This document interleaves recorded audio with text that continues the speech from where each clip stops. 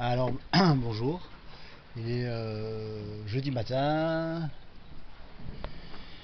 ça fait 3 jours, donc lundi matin 10h30, j'ai quitté Tanger.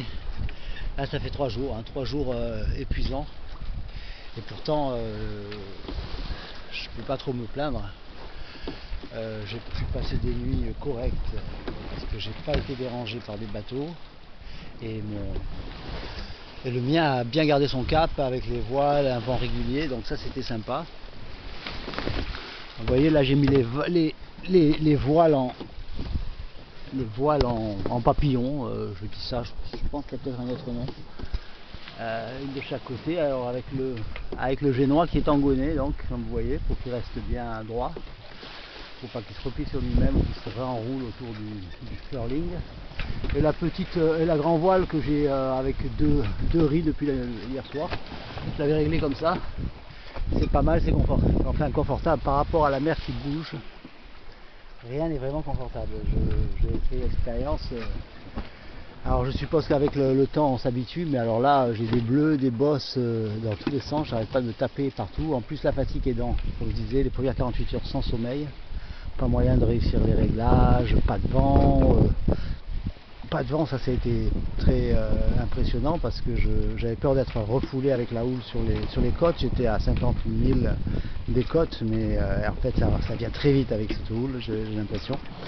Bon, j'ai réussi à m'en sortir. Ensuite c'était mardi soir, ensuite j'ai eu une superbe nuit, très doucement, mais j'ai avancé. J'ai avancé vers l'ouest, donc je piquais plutôt vers l'ouest plutôt que de descendre vers le sud et me rapprocher des côtes. Voilà, donc dans l'ensemble, ça va. Beaucoup de problèmes, beaucoup de fatigue, rien d'insurmontable. On se rend compte qu'un petit bateau comme un 8,55 m, ça bouge beaucoup, ça bouge énormément. Même sur un temps comme ça qui n'est pas méchant. On voit il y a des vagues et il y a de la houle. Donc ça bouge un peu dans tous les sens. Surtout qu'on n'a pas un vent bien franc, on a juste un vent arrière. Donc là j'ai bifurqué, j'ai accentué maintenant que je suis assez éloigné des côtes, j'ai viré mon cap un peu plus vers le sud, alors que j'étais plus sur du 270 ouest, là je me suis mis plus sur du 220, 230, je commence à piquer vers le sud, à essayer de faire un cap sur la Graciosa, Lanzarote, qui sera probablement ma première étape puisque c'est la plus proche et que je serai probablement cuit à point à ce moment-là. Voilà, donc ça c'est le deuxième vidéo Canaries. Deuxième vidéo Canaries, tout va bien, pas de problème au niveau de mon nouveau régulateur. Le temps, ben, vous voyez, c'est un beau temps. J'ai eu de la brume, j'ai eu un peu tout. J'ai eu surtout pas mal de slalom à faire la première nuit, ça a été intenable. J'étais sur la route des cargos, sortie de Gibraltar. Toute la nuit, j'ai eu du mal à comprendre par où ils allaient, par rapport à leur feu.